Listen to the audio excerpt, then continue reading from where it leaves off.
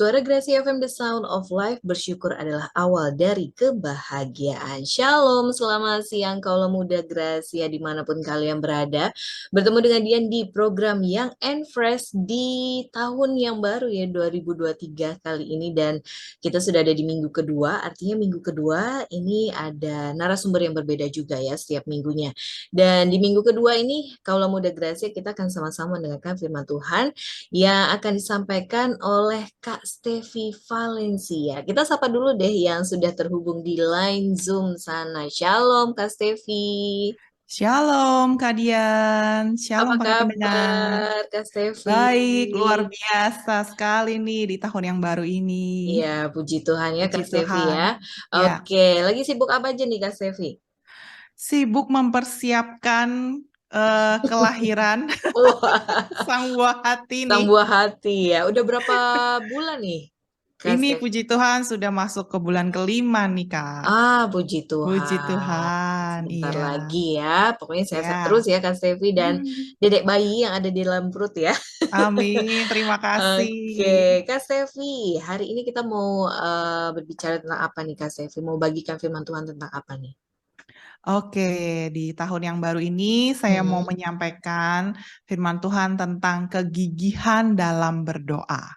Kegigihan dalam berdoa. Iya, Oke, jadi kalau muda Gracia untuk kalian semua, mari kita sama-sama mendengarkan firman Tuhan yang nanti akan disampaikan oleh Kak Stevi juga untuk kalian juga yang mau bertanya, misalnya doa seperti apa sih yang bisa dijawab oleh Tuhan atau sampai kapan saya harus berdoa gitu ya. Nah, iya. kalian bisa gabung di 0817 222 959. Oke, kita mulai aja Kak Stevi, silakan. Oke, teman-teman semua, sebelumnya kita berdoa terlebih dahulu ya. Terima kasih ya Bapak, kami mengucap syukur untuk hari yang begitu indah ini ya Bapak, Engkau berikan kepada kami dan sebentar kami akan mendengarkan sedikit dari isi hatimu Tuhan. Kami ingin belajar firman Tuhan pada hari ini. Kiranya urapi hamba-Mu yang akan menyampaikan firman-Mu Tuhan. Biarlah apa yang disampaikan sesuai dengan isi hatimu dan merubah cara hidup kami, cara berpikir kami, sehingga karakter kami semakin dibentuk seperti Engkau ya Tuhan. Terima kasih ya Bapak. Dalam nama Tuhan Yesus kami berdoa, haleluya, amin. Amin. Oke, ya shalom para pendengar suara Gracia ya, jumpa lagi bersama saya dengan Stevi Valencia. Nah, sebelumnya nih ya, karena ini tahun baru, saya mau ngucapin dulu nih ya, selamat tahun baru 2023 kepada semua para pendengar suara Gracia dan juga khususnya para pendengar setia yang Enfresh nih di pagi hari ini ya. Karena kan terakhir kita ketemu tahun lalu nih. Tahun lalu, Nah, ini benar ya. sekarang udah tahun baru. Jadi saya mau Hmm, ngucapin selamat tahun baru dulu, biar betul. sah. Iya, sah ya. Eh, iya, biar sah nih Kan ya. langsung ya. Ya, nggak Hmm, terasa juga nih ya Kak Dian ya, ya, bahwa kita sudah melewati 14 hari nih di tahun wow. 2023 ini ya, nggak Iya, terasa benar ya. banget. Padahal Karena, baru kemarin kita melihat kembang api yang nah, baru gemerlapan ya. baru kemarin pasang pohon Iya, Natal ya pasang pohon kan. Natal, sekarang Mm-mm. udah nyopot-nyopotin hiasan lagi. Iya, benar ya. Nanti disimpan lagi akhir Iya. tahun ini lagi dipasang lagi ya. Iya, aduh, Mm-mm. belum lagi nanti setelah ini ada Sinja. Oh iya, Waduh, benar waktu ya. terus berjalan cepat sekali nih ya teman-teman ya. Apalagi ditambah sekarang ini itu adalah kita itu sudah masuk ke dalam era digital. Dunia Hmm, sudah serba digital ya Kak. benar. Kita aja sekarang ini nggak perlu tatap muka, kita lewat Ya, Zoom. Udah real time banget nih, kita bisa nah. sharing satu sama lain, kita bisa doa juga lewat Zoom, lewat online gitu ya. Ya, Nah, semua itu serba cepat, informasi juga serba cepat nih ya. Kalau di era digital ini pasti pernah nggak sih kita pasti pernah lah ya sering banget kalau kita habis pulang kerja, habis mm-mm, pulang sekolah, mungkin habis dari gereja, kita mm-mm, nyantai-nyantai, terus kita ngeliat HP kita gitu ya, mm-mm. terus kita browsing-browsing TikTok, Ya, Instagram, online shopping, wah sebagai macamnya lah di HP kita itu ada beragam informasi dan aplikasi. Nah, tiba-tiba tahu-tahu nih ya, udah malam aja gitu ya. iya bener Tiba-tiba banget. udah jam 12 malam. Bahkan tiba-tiba nggak sadar, loh kok kayaknya aku belum makan malam gitu Iya, ya. iya, iya. Yang tadinya Iya, 15 menit lagi deh, Tahu-tahu Iya, udah jam 10, udah jam 11 gitu ya. 15 iya. menitnya Kita 2 jam ya. scroll story-story ya, Iya, konten-konten gitu ya. iya, Tiba-tiba loh, kok udah subuh nih? Aduh, waktunya udah kebuang banyak iya, tanpa kita sadari ya. betul. Nah, jadi waktu kita itu berjam-jam, mostly nih kalau sekarang ini dihabiskan oleh HP kita nih ya, Hmm. teman-teman semua ya. Waktu jalan terus ya, nggak sadar juga kita umurnya juga sudah tambah nih ya. Nah, Tambah itu tua, dia. tambah terus kan nggak mungkin Mm-mm. kita mundur waktunya. Kita Enggak waktu ya. itu maju terus ya. Mm-mm. Nah, jangan sampai nih tiba-tiba Tuhan Yesus udah datang dan Hmm. kita nggak sadar. Wah, gimana itu rasanya ya? Memang sih kemajuan teknologi ini tuh bagus banget nih teman-teman ya. Kita bisa banyak informasi, kita Iya. jadi lebih luas pengetahuannya gitu ya. Tapi jangan lupa ada efek sampingnya ya. Hmm. Jangan sampai informasi yang kita dapatkan dari genggaman tangan kita nih ibaratnya, jangan sampai Tuhan kita itu berpindah, bukan Tuhan Yesus lagi, tapi Iya. HP kita menjadi Tuhan kita. Iya. Ya, karena semua sekarang apa-apa cari infonya di Google, ya. Mm-mm. Betul. Gimana caranya mengatasi putus cinta? Iya. Ada di Google. Gimana caranya move on, ya kan? Gimana caranya move on? Ada di Google. Iya. Gimana caranya mendapatkan uang, Mm-mm. menabung? Wah, Mm-mm. gimana caranya kalau kita menghadapi krisis di tahun 2023? Wah, Hmm. itu pasti ada semua jawabannya di Google Iya. ya. Betul. Ibarat kata, nggak perlu lagi nih tanya sama Tuhan. Nggak Hmm. perlu lagi, apalagi yang namanya doa. Iya. Wah, jangan sampai nih doa nih, kita lupakan jam-jam doa kita ya. Hmm. Nah, dan jangan sampai lagi nih yang lebih mengerikan lagi, semakin cepat menggenapi ayat firman Tuhan di dalam Lukas 18 ayat 8b. Hmm. Ya, dikatakan akan tetapi jika anak manusia itu datang, adakah ia mendapati iman di bumi? Hmm. Wah, ini Tuhan Yesus sendiri yang berkata-kata Iya. pada waktu dia masih hidup di bumi ini ya, teman-teman semua. Dia banyak sekali kasih perumpamaan. Nah, salah satunya ini dia ngomong kayak gini nih. Kalau nih ya, ibarat kata kalau nih ya, aku datang lagi kedua kali di bumi, emangnya masih ada iman? Hmm. Emangnya masih ada yang percaya sama aku? Iya. Masih ada yang berharap sama aku? Masih ada yang tanya sama aku? Nah, ternyata menurut Tuhan nih, rasanya jarang nih, rasa-rasanya nih. Di Hmm. akhir zaman ini akan sedikit sekali anak-anak Tuhan yang berseru sama dia, Hmm. beriman sama dia. Ya, apalagi berdoa. Waduh, jangan-jangan udah nggak ada lagi yang berdoa. Malah Hmm.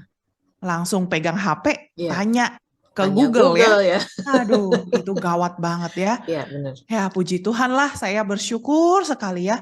Tuhan Yesus itu baik ya. Selama dia melayani di muka bumi ini, dia ngasih kisi-kisi akan masa depan. Iya. Ya, padahal ini dia dikatakan hal ini tuh 2000 tahun yang 2000 tahun lalu. yang lalu. Betul. Tapi dia, ya inilah ketuhanannya Yesus Kristus itu, dia sudah tahu akan masa depan itu seperti apa. Hmm. Di masa depan banyak orang-orang yang akan melupakan Tuhan. Bahkan banyak orang-orang yang akan meninggalkan keimanannya mereka. Hmm. Ya, nggak sedikit juga nih Kak Dian, banyak hamba-hamba Tuhan juga yang meninggalkan pelayanannya. Iya. Ya, mulai hidup secara duniawi itu banyak sekali ya. Hmm. Nah, teman-teman, hati-hati ini seharusnya ayat ini ya, Lukas 18 ayat 8b ini sudah menjadi warning bagi diri kita, setiap anak-anak Tuhan, umat-umat Tuhan yang Tuhan kasihi ya. Iya. Kita harus menjadi warning nih ayat ini, supaya ini menjadi rambu-rambu kita. Jangan sampai kita kehilangan iman kita di tengah-tengah teknologi yang berkembang secara pesat ini ya. Di tengah-tengah manusia yang semakin pintar mengandalkan logikanya. Hmm. Kita harus sadar bahwa kita ini hidup tidak berdasarkan logika saja ya, tapi ada juga roh ya. Kita kerohanian kita juga harus terus ditingkatkan di era-era digital ini. Nah, yang menjadi pertanyaannya nih ya Kak ya, gimana sih seharusnya kehidupan orang Kristen dalam beriman di tengah-tengah dunia yang serba digital ini nih, gitu ya teman-teman. Hmm. Nah, ayo kita belajar sama-sama, kita cari tahu deh, kita baca deh kalau kayak gitu ya. Kita baca ayat sebelumnya ya, sebelum Ya, ayat ini di Lukas 18 ayat 1 sampai 8 ya. Lukas Bisa buka ya. 18. Oke. Ayat 1 sampai 8.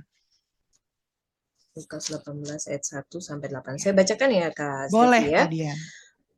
Perumpamaan tentang hakim yang tak benar. Yesus Yes. mengatakan suatu perumpamaan kepada mereka untuk menegaskan bahwa mereka harus selalu berdoa dengan tidak jemu-jemu.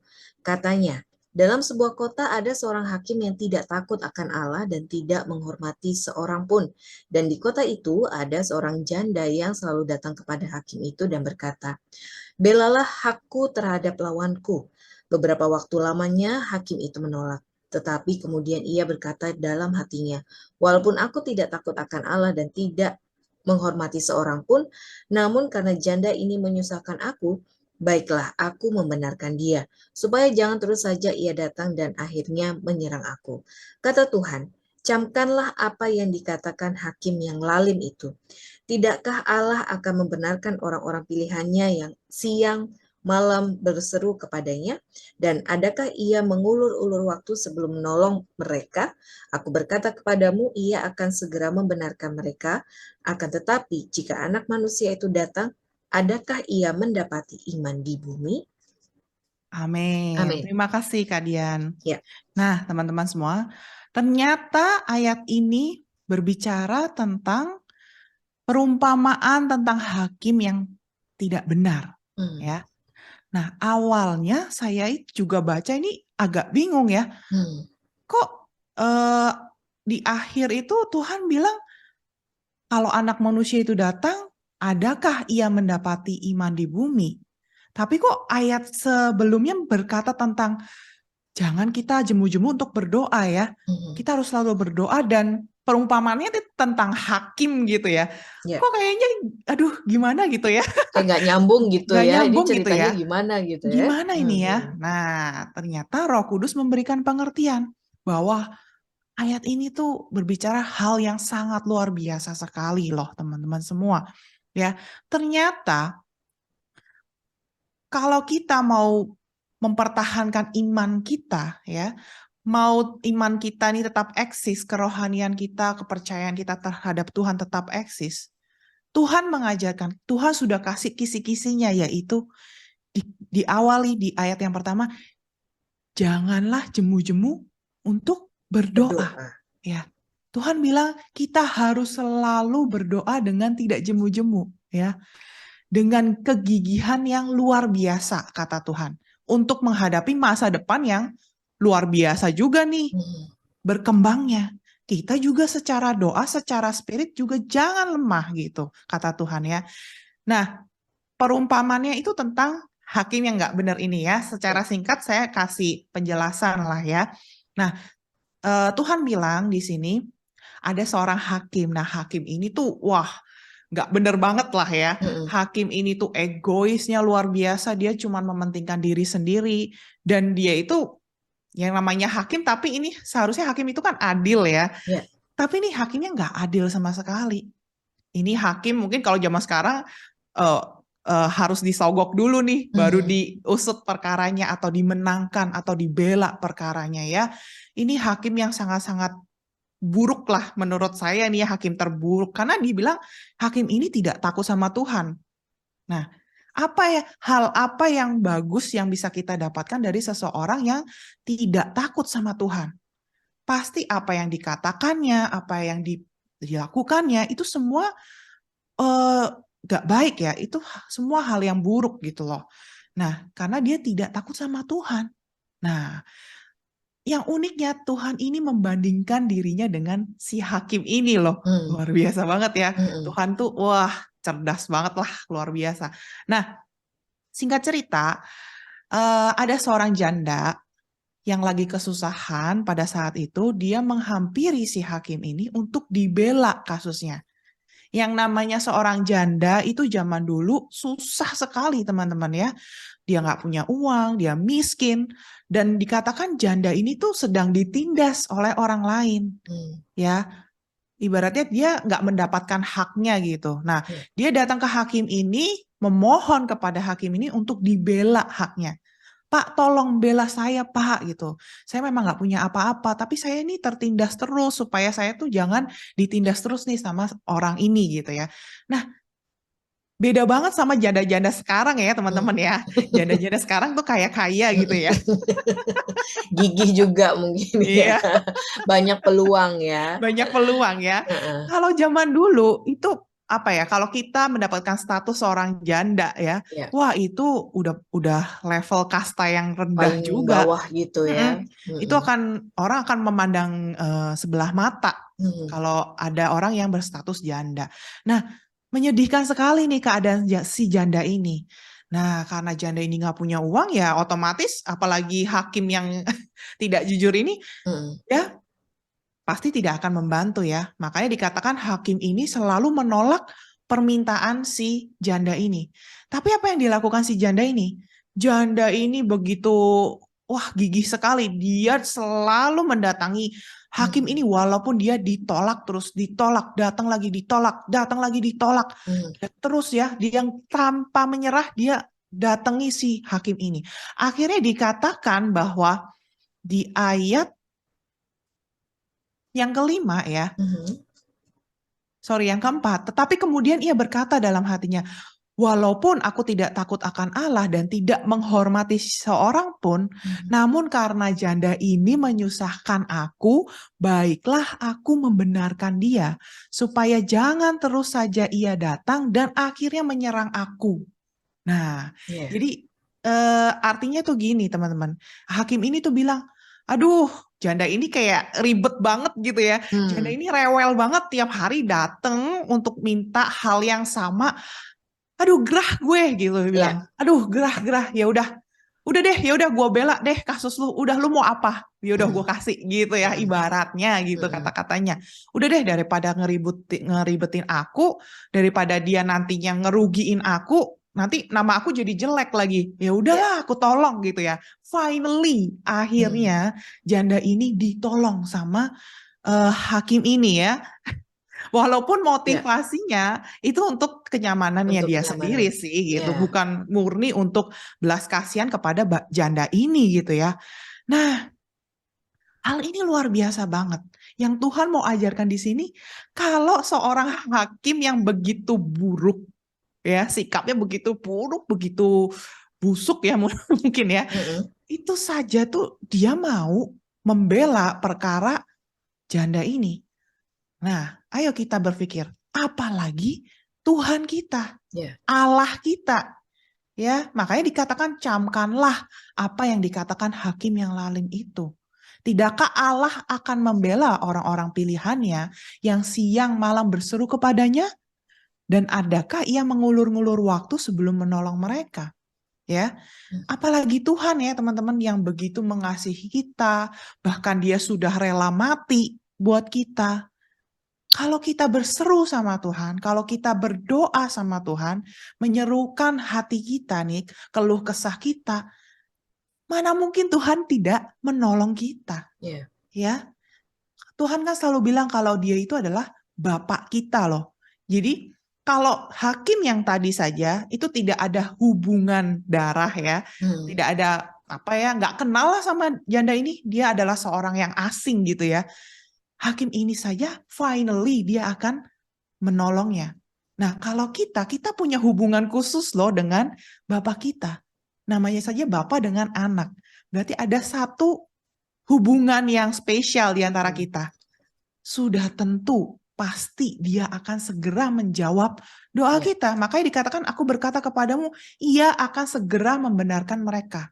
Tuhan akan segera membela umatnya yang berseru kepada dia.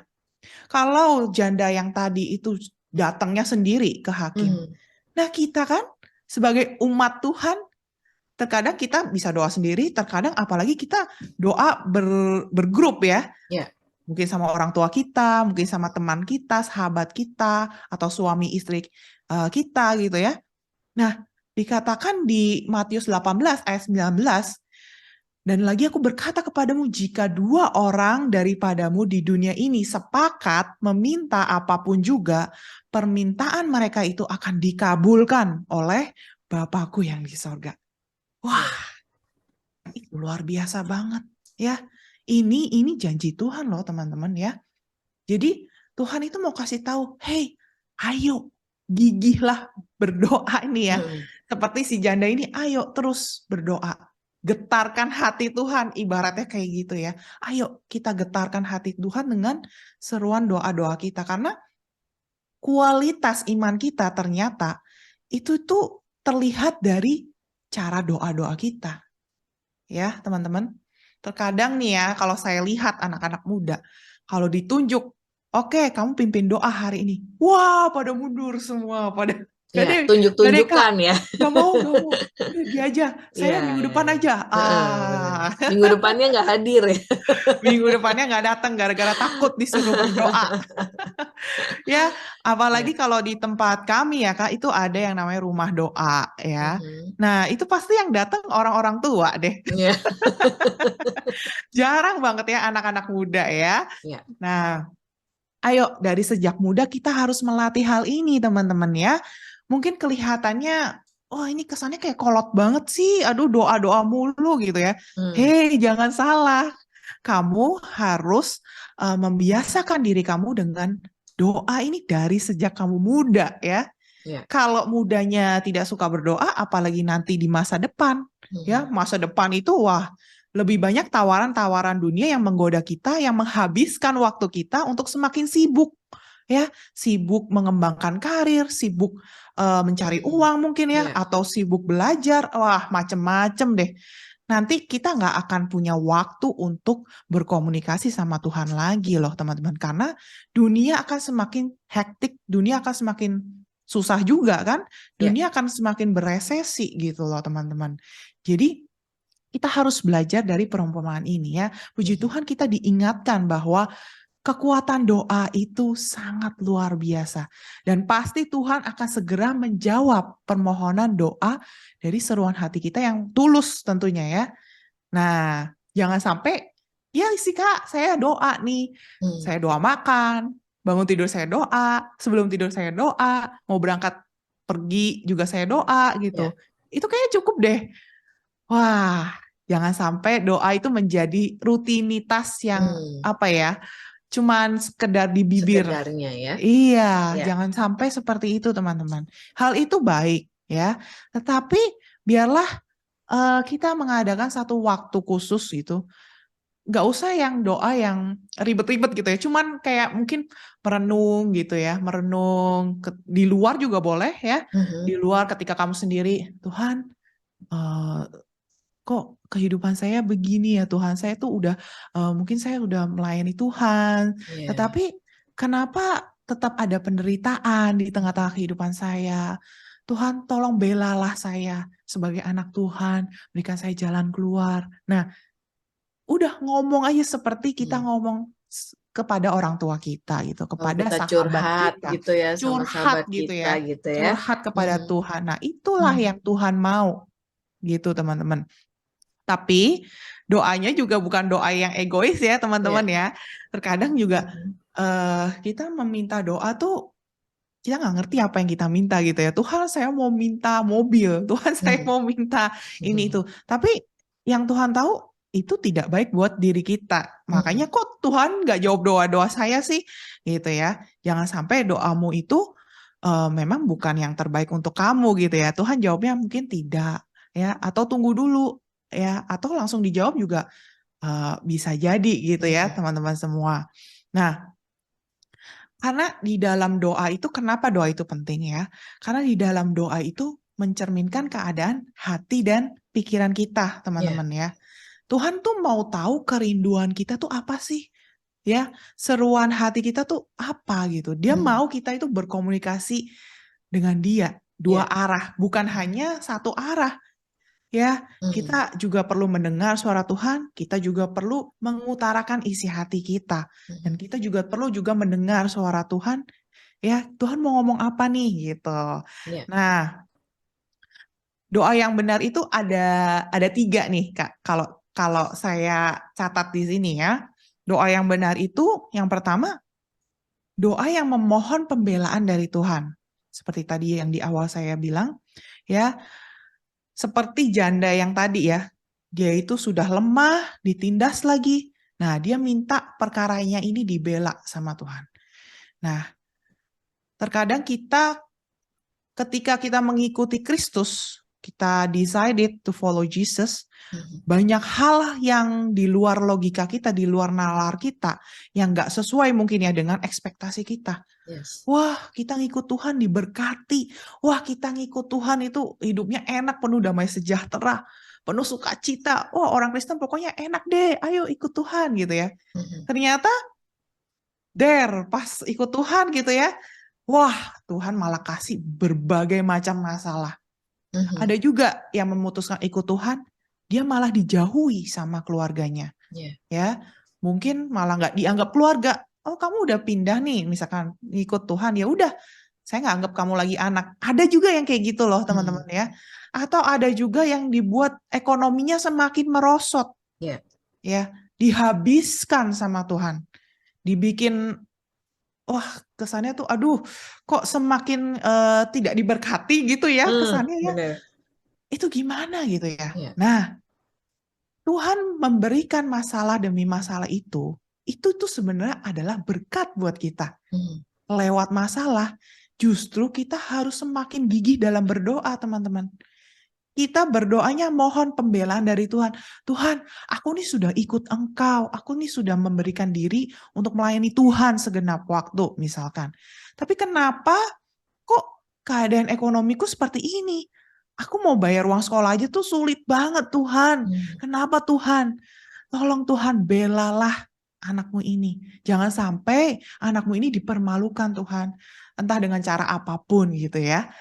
Nah, doa yang seperti ini pasti doa yang dijawab sama Tuhan. Karena ya saya juga pernah mengalaminya gitu ya teman-teman semua. Tadian jujur saja, kehidupan sebagai hamba Tuhan, wah itu ujiannya luar biasa sekali ya. Luar biasa sekali. Jadi ada suatu keadaan di mana memang kami ini diizinkan Tuhan memang nggak punya apa-apa. Ya, nggak punya tabungan ya, tabungan juga udah kosong gitu ya. Tapi di hati kami tuh berseru sama Tuhan, Tuhan kan Engkau yang memanggil kami gitu ke kota ini gitu, kota Cirebon ini. Ya Engkau, masa sih Tuhan nggak memenuhi kehidupan kami? Ini kebutuhan hidup jalan terus loh Tuhan, gimana ini gitu ya. Kita mau Minta memberkati, gitu ya. kita mau memberkati orang lain tuh sulit banget, padahal bukan buat diri sendiri. Kita mau memberkati orang tua, kok nggak ada gitu ya. Ternyata yang Tuhan mau cuman kita berseru sama Dia. Nah, ketika pada saat itu saya dan suami, padahal ini nggak sama waktunya ya, nggak sama waktunya. Suami mungkin lagi di kamar, saya lagi di ruang tamu. Nah, tapi tuh hati tuh sama-sama berseru sama Tuhan ya.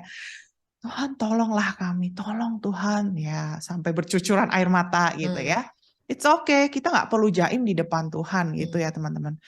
Nah, nggak lama kemudian, nggak sampai 1 jam ya kalau nggak salah, tiba-tiba itu ada yang DM di Instagramnya suami saya, Yusak ya. Nah, tiba-tiba di DM, Shalom, ini saya dengan Bapak ini gitu. Terima kasih untuk pelayanan Yusak dan Stevi di program Saat Menyembah. Saya sangat diberkati. Boleh nggak kami menabur untuk pelayanan Bapak dan Ibu? Boleh minta nomor rekeningnya? Waduh, Kak, di situ ya. Lega gitu ya. Rasanya, wah itu udah lega, terharu, nangis. Aduh Tuhan, bener ya Tuhan itu mendengar seruan setiap hati anak-anaknya. Ya, dia nggak pernah meninggalkan anak-anaknya. Tuhan itu tahu sih kebutuhan anak-anaknya. Tuhan bisa saja memberikan apa yang kita butuhkan langsung. Tapi itu tidak mendidik kita kan teman-teman. Ya, Tuhan tuh mau mendidik kita dengan cara ya ini. Ayo terus jalin komunikasi sama aku. Aku tuh mau loh kamu itu merespon aku gitu ya. Aku tuh mau loh kamu tuh berseru. Udah minta. Tuhan bilang mintalah. Ya, ada ayat berkata seperti itu ya.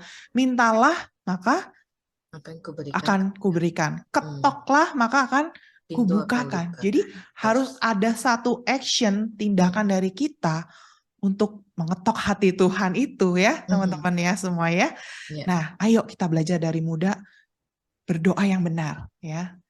Memohon pembelaan dari Tuhan. Nah, yang kedua, doa yang benar itu isinya juga bisa mengingatkan Tuhan akan janjinya loh, teman-teman. Ya, Tuhan sendiri yang menyuruh kita untuk berseru kepadanya kan.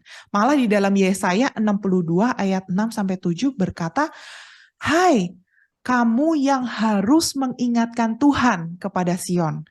Janganlah kamu tinggal tenang dan janganlah biarkan dia tinggal tenang." Dianya ini huruf besar ya, teman-teman. Sampai ia menegakkan Yerusalem dan sampai ia membuatnya menjadi kemasyhuran di bumi. Nah, ini Nabi Yesaya nih bilang gitu ya ke kita, ngajarin ke kita, kita ini harus mengingatkan Tuhan gitu loh, akan janjinya Tuhan, akan pertolongannya Tuhan. Jangan sampai kita ini fine-fine aja sebagai umat Tuhan. Jangan sampai kita tenang-tenang aja. Ya udahlah mengikuti arus, kalau hidupnya susah ya udah susah aja gitu ya. Nah, Tuhan nggak mau anak-anaknya tuh punya mental yang kayak gitu.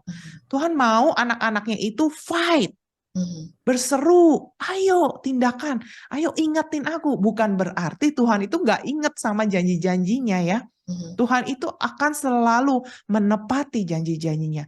Tapi Tuhan itu juga selalu menunggu anak-anaknya untuk berseru sama dia. Ya, Tuhan bilang, ayo ingetin aku gitu, ayo getarkan hatiku. Ya, Tuhan tuh pribadi kok ya, dia bukan robot gitu, dia pribadi yang ya harus apa ya, kita tuh harus mengasihi dia gitu dengan segenap hati kita. Dan doa yang seperti ini tuh bentuk dari kita mengasihi Tuhan ya. Kita berkomunikasi sama Tuhan, kita mendengarkan suara Tuhan ya. Jangan cuma doa di bibir saja ya.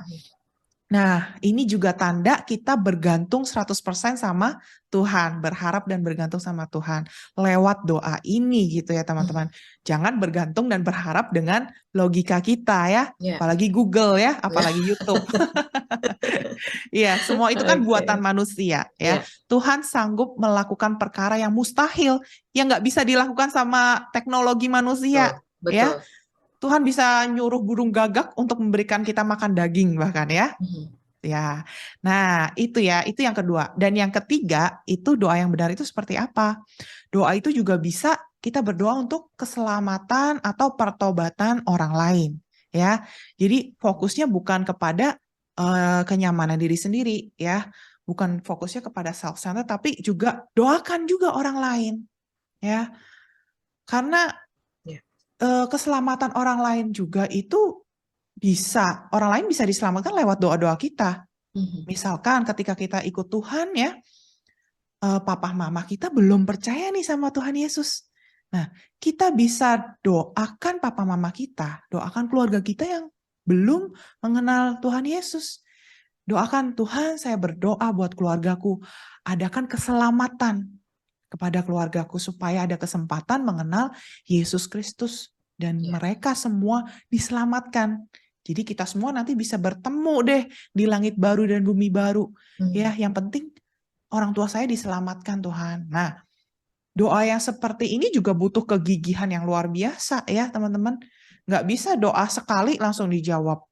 Bisa jadi doa bertahun-tahun baru Tuhan jawab hal ini. Ya, jadi Tuhan itu mau melihat seberapa gigih nih iman kamu, seberapa gigih doanya, seberapa pantang menyerahnya kita gitu ya untuk memohon untuk keselamatan orang lain. Pastilah Tuhan akan menjawab doa yang seperti ini karena ya doanya ini tulus ya untuk menyelamatkan orang lain supaya Tuhan juga mengetuk hati mereka dan mereka bisa merasakan kasih Tuhan yang sebenarnya. Nah, ini juga doa yang pasti akan dijawab sama Tuhan ya. Tuhan pasti akan menjawabnya tepat pada waktunya dan dengan caranya yang ajaib ya teman-teman semua. Oke. Nah, menjawab pertanyaan yang di awal yang tadi, jadi gimana sih seharusnya kehidupan orang Kristen dalam beriman di tengah-tengah dunia yang serba digital ini? Jawabannya adalah dengan cara tetap gigih dalam berdoa setiap hari ya. Bukan hanya doa makan, doa berangkat sekolah, atau doa tidur, doa makan ya, doa rutinitas, tapi adakan waktu khusus bicara dari hati ke hati sama Tuhan ya. Bagi waktumu dan serukan isi hatimu, serukan juga kerinduanmu, pasti Dia akan menjawab doa-doa kita semua ya. Tetap adakan komunikasi sama Bapa kita di sorga. Ingat hakim yang jahat tadi aja mau membela perkara janda yang miskin. Apalagi Tuhan yang begitu mengasihi kita, Dia pasti akan membela perkara-perkara kita. Ya, apalagi kita dalam keadaan yang ditindas, mungkin difitnah, sedang dihianati, dibohongi, walaupun meskipun kita melakukan kebenaran firman Tuhan, nah itu Tuhan pasti akan bela kita. Tuhan tidak akan tinggal diam kepada anak-anaknya yang sedang ditindas ya. Apalagi anak-anaknya berdoa untuk keselamatan bangsa-bangsa atau keselamatan orang lain, pasti Tuhan akan menjawab doa-doa kita ya. Bersyukurlah ya kalau misalkan Tuhan memberikan kita masalah dan penderitaan, itu baik buat kita supaya kita semakin lagi berharap sama Tuhan, semakin lagi mengandalkan Tuhan ya.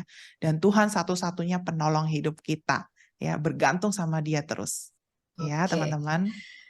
Oke, Kak Stevi. Nah, ini ada dua sebenarnya pertanyaan. Semoga waktunya cukup ya. Mungkin nanti Kak Stevi bisa jelaskan.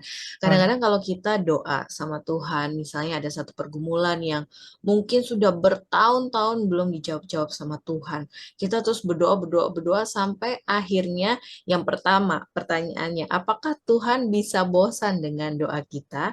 Dan yang kedua, apakah bagaimana caranya supaya kita malah yang mungkin merasa bosan gitu ya dengan doanya itu aja gitu. Bagaimana caranya supaya kita tetap tadi ya gigih dalam berdoa di tengah kebosanan kita ketika kita berkomunikasi gitu sama Tuhan.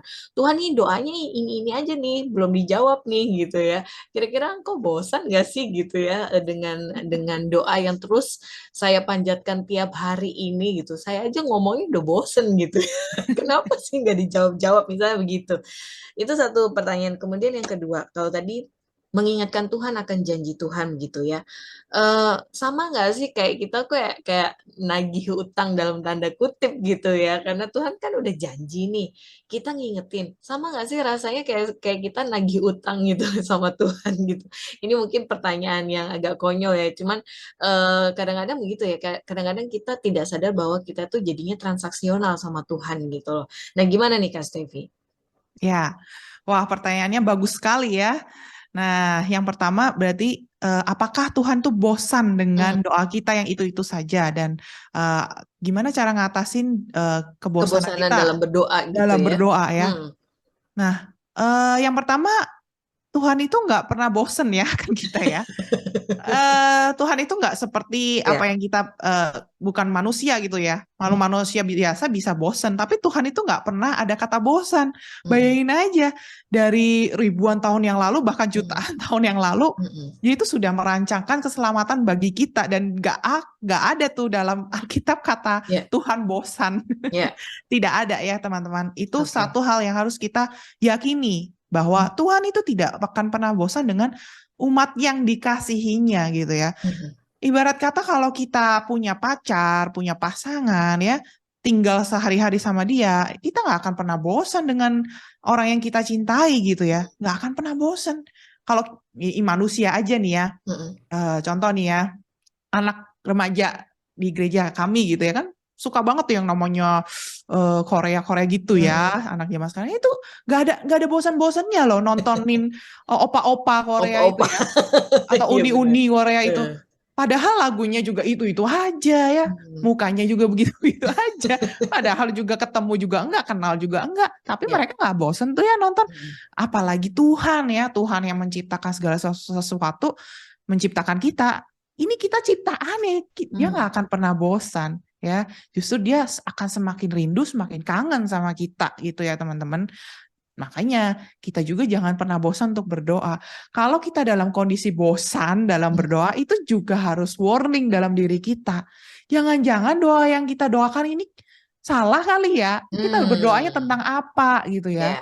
Ya, balik lagi ke 3 poin tadi ya. Kategori itu ada nggak membela apa kita membela kita meminta membela pembelaan dari umatnya, Tuhan. atau kita mau mengingatkan janji Tuhan, atau kita mau berdoa bagi orang lain, keselamatan orang lain.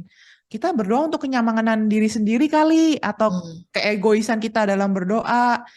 Ya, kalau kita doanya seperti itu ya kita akan bosan pastinya ya. Nah, doa itu kan harus dari dalam hati yang paling tulus gitu ya. Dan didasari oleh motivasi yang tulus juga ya. Dan ingat, doa dan bekerja itu harus saling bersinergi juga ya teman-teman ya. Jangan sampai ya udahlah saya doa aja Tuhan pasti jawab, dan akhirnya kita tidak melakukan suatu tindakan gitu ya. Kita misalkan Tuhan berkati saya, tapi kita nggak bekerja dulu gitu ya. Kita nggak melakukan tugas dulu. Ya itu mah bukan doa yang benar gitu ya. Itu pasti Tuhan tidak akan menjawab doa yang seperti itu, karena itu kita males ibaratnya ya. Kita tidak melakukan firman Tuhan, kita tidak melakukan apa yang Tuhan mau, tapi kita doanya udah minta-minta gitu ya. Itu mah egois doanya gitu. Jadi kita introspeksi diri dulu. Tuhan, kenapa ya aku bosen? Apakah aku belum melakukan firman Tuhan?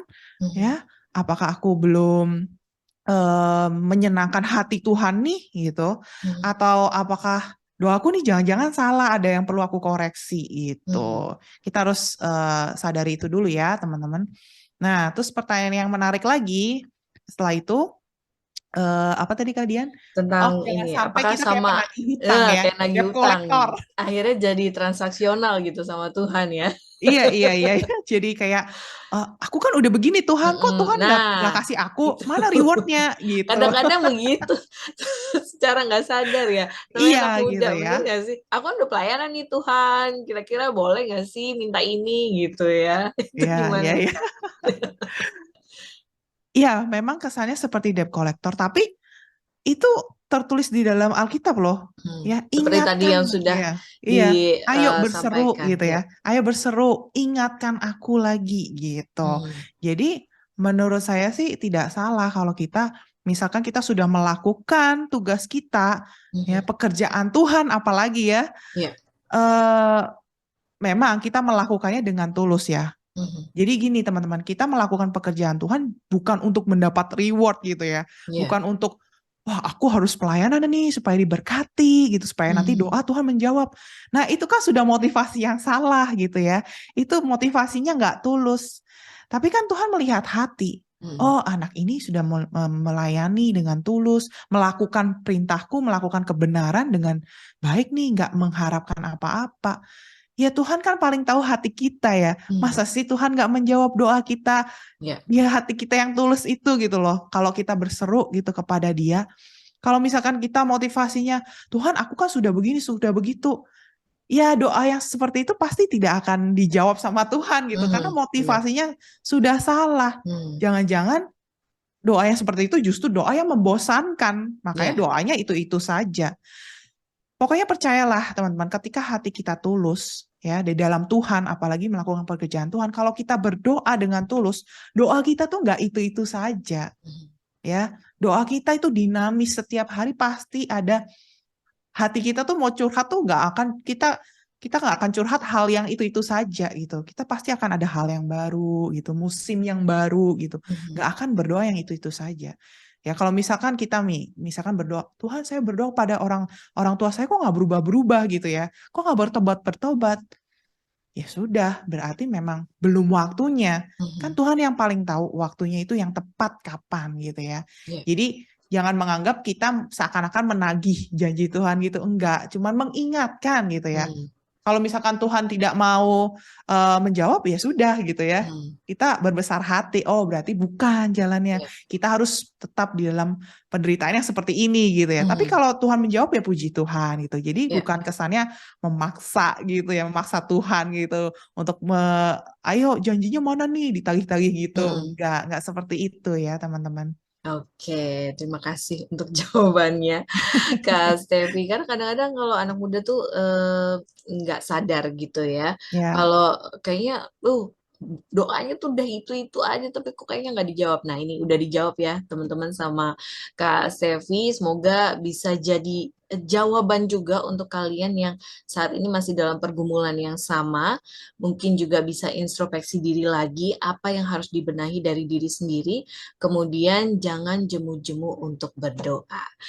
Oke, Ya. Kak Sevi, mungkin ada yang ingin disampaikan sebelum kita menutup Young and Fresh pagi hari ini? Ya, teman-teman semua, pokoknya kalian semua harus ingat, termasuk saya juga, statement Tuhan yang bilang bahwa ketika Tuhan datang kembali ke dunia, akankah didapati iman di bumi? Itu seharusnya menjadi warning bagi kita semua untuk tetap terus beriman sama Tuhan ya. Jangan jemu-jemu, jangan bosan-bosan, apalagi kata-kata Tuhan sudah bilang, jangan jemu-jemu untuk Iya, berdoa ya. Karena oke. kegigihan di dalam doa itulah yang membentuk kualitas iman kita di dalam Tuhan. Amin. Amin. Thank you, Kak Stevi. Sekarang kita tutup yang Enfresh di siang hari ini dengan berdoa. Silakan, Kak Stevi. Ya, terima kasih ya Tuhan, kami mengucap syukur bahwa hari ini kami bisa belajar Tuhan dan diingatkan bahwa kami harus terus memelihara iman kami. Bahkan iman kami harus bertumbuh setiap harinya Tuhan. Dan kami mau Tuhan kualitas iman kami bertambah lewat kegigihan doa-doa kami Tuhan. Kami ingin terus berdoa kepada Engkau, menjalin komunikasi kepada Engkau Tuhan. Bukan hanya doa permohonan dan permintaan-permintaan saja Tuhan. Tetapi kami juga mau belajar mendengar isi hati Tuhan, mendengar suara Tuhan, sehingga ada damai sejahtera di hati, ada sukacita di hati yang Kau berikan kepada kami ketika kami berdoa kepada Engkau, ketika kami berseru kepada Engkau. Kami mau belajar Tuhan memiliki jam-jam doa di setiap harinya kami Tuhan.